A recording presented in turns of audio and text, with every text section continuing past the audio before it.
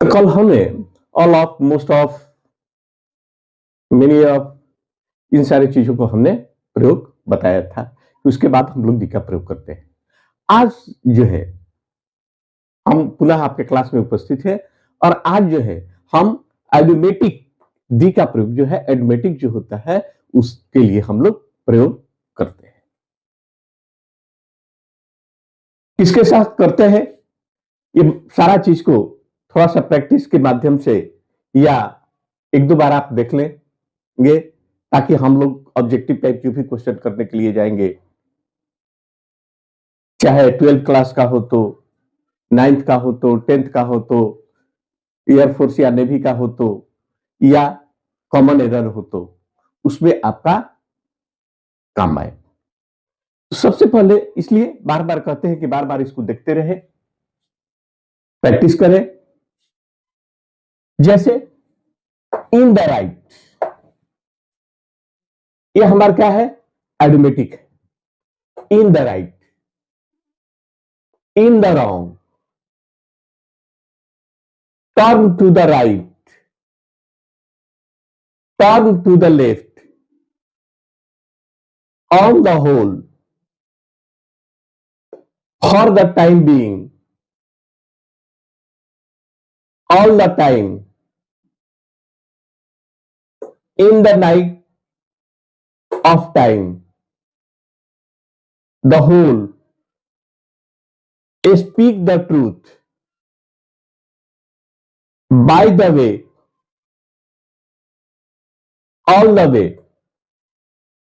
फिर से एक बार देख लीजिए, in the right, in the wrong, turn to the right, turn to the left, यानी बाएं घूमो दाएं घूमो, on the whole, for the time being, all the time, in the need of time, the whole, speak the truth, और by the way, all the वे।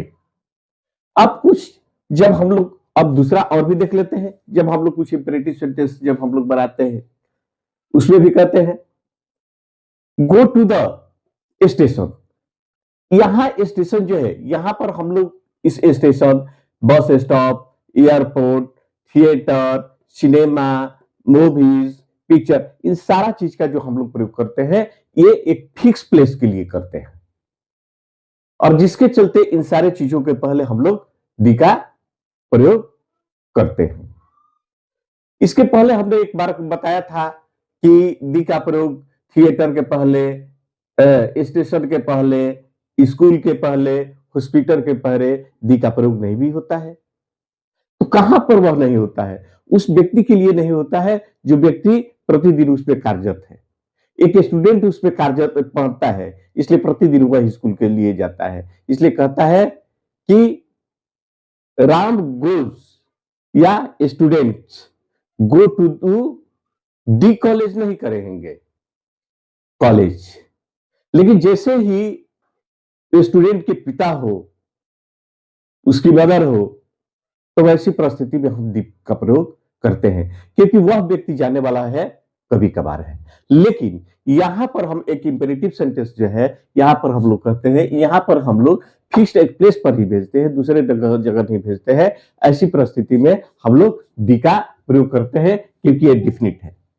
तो यहां go to the station, go to the bus stop, go to the airport, go to the theatre, go to the cinema, go to the movies, go to the picture,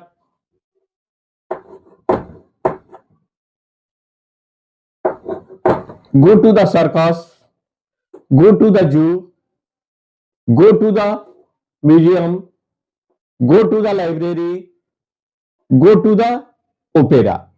अब यहां go to the, यहां पर साफ imperative sentence झलक रहा है और हम किसी को एक निर्देश देते हैं कि भाई जाओ, स्कूल जाओ, सर्कस जाओ, थिएटर जाओ, एयरपोर्ट जाओ, बस स्टैंड जाओ, पिक्चर जाओ, म्यूजियम जाओ, लाइब्रेरी जाओ, इस तरह का हम डायरेक्ट उसको क्या कर रहे हैं, निर्देश बोल रहे हैं, जाने के लिए बोल रहे हैं। तो इसलिए यहाँ पर एक फिक्स प्लेस है। ऐसी परिस्थिति में फिक्स प्लेस के आप लोग जानते भी हैं कि दी जो है वह डिफिनिट है और डिफिनिट जगह पर ही हम भेजते हैं, इसलिए यहाँ पर दी को देना जरूरी है। तो क्या, go to the station, go to the bus stop, go to the airport, go to the theater, go to the cinema, go to the movies, go to the picture, go to the circus, go to the zoo, go to the museum और go to the library और go to the opera।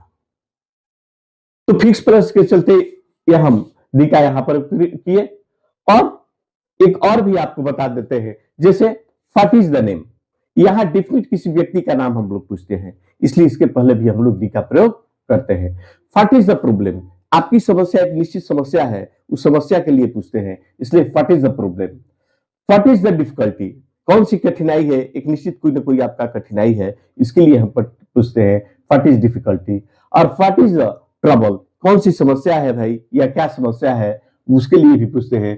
What is the situation, क्या situation है, स्थिति है, अर्थात पहले उसके बारे में हम जानते थे या कोई बात है, ऐसी परिस्थिति में भी हम लोग दी का प्रयोग करते हैं। तो what is the name, what is the problem और what is the difficulty, what is the trouble और व्हाट इज द सिचुएशन, ये सारा चीज हम लोग आज आइडियोमेटिक में हमने देखा कि दी का हम लोग किस तरह के प्रयोग करते हैं। इन सारे चीजों को थोड़ा सा आप इसको रिवाइज करें, प्रैक्टिस करें, देखें, याद रखें दिमाग में, कि ताकि आने वाले समस्या को हम लोग आसानी से समाधान कर सके।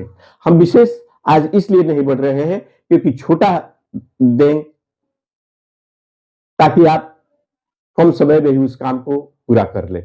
एक लेंदी हम प्रोसेस लेकर के चलते हैं, लंबा चले और आप पूरा नहीं कर पाते हैं, वैसी परिस्थिति में थोड़ी सी प्रॉब्लम आपको भी होगा और हमें भी होगा। आप सोचे कि कौन से पढ़े, कितना पढ़े, क्या पढ़े, तो ऐसी परिस्थिति के चलते छोटा आज का रूप हम दे रहे हैं। इन सारी चीजों को देखें ताकि हम लोग आसानी से समस्या को समाधान करने में सक्षम हो सकेंगे। धन्यवाद आज के लिए। कल पुनः हम इसी समय मिलेंगे, तब तक आप अध्ययन करते रहिए, बढ़ते रहिए, चलते रहिए।